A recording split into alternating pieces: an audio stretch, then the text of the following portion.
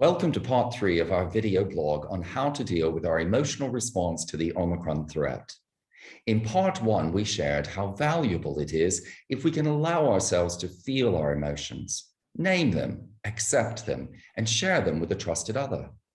In part 2, we talked about strategies to quieten our nervous system so that we're not in a flight, fight, or collapse response, and about finding self-soothing activities that we can easily turn to and which return us to a more resourceful state of mind. Activities that are restorative, not demanding physically or mentally. Okay, Katie, I've done some gardening. I've gone for a walk on the beach. Now what do I do?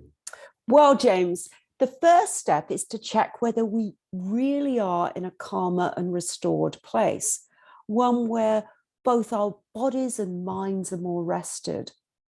I want to stress this point because we need to be both physically and mentally calm and restored. And we often claim that we are when we're not. So if we're really feeling calm and restored, then we have a sense of being able to ask ourselves why we have these feelings and emotional reactions, and to do so without judgment, with self-compassion, and without reactivity. If you're not there yet, well, we have to continue self-soothing and restoring activities. We can't force ourselves into a more resourceful state of mind. Sometimes it's also good just to kind of go to bed and try and get a good night's sleep.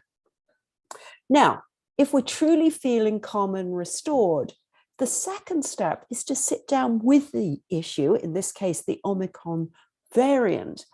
Can we start to distinguish facts from our imagination or exaggerations? For example, although my mind imagined it, there is no evidence that Omicron is a killer variant that's going to wipe the human race out, James. Okay, Katie, so I'm sitting with my stressor, perhaps I name it, and then I can start reframing it.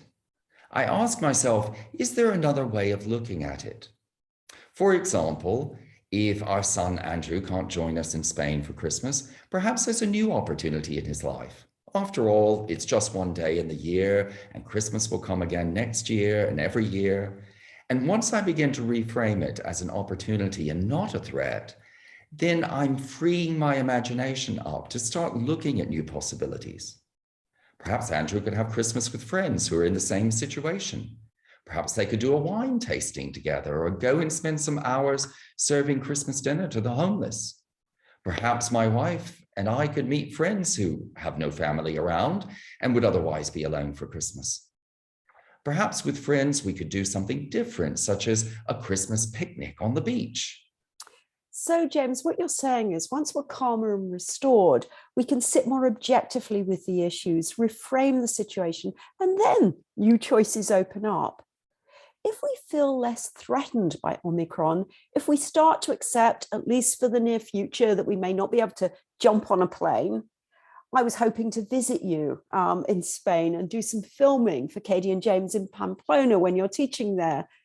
But if I can't go, then we have to find new ways of working together, such as the shorts we've created this week for YouTube and Instagram. Okay, let's recap, James.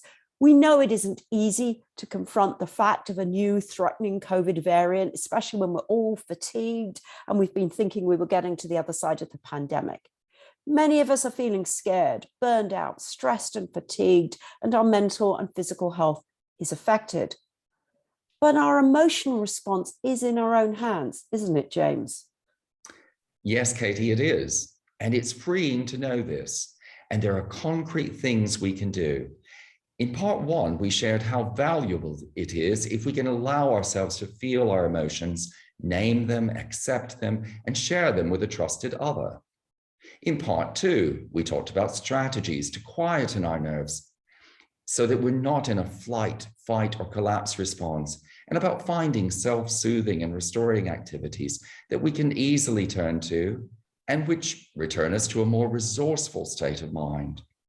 In this final part, we focused on how, once we've quietened our nervous system, we can reframe stressors and threats as opportunities to consider new possibilities and take action. Not fighting, not fleeing or collapsing, but acceptance and moving forward with positive emotions. We can change our emotional responses. That's it from us. Bye for now. Bye.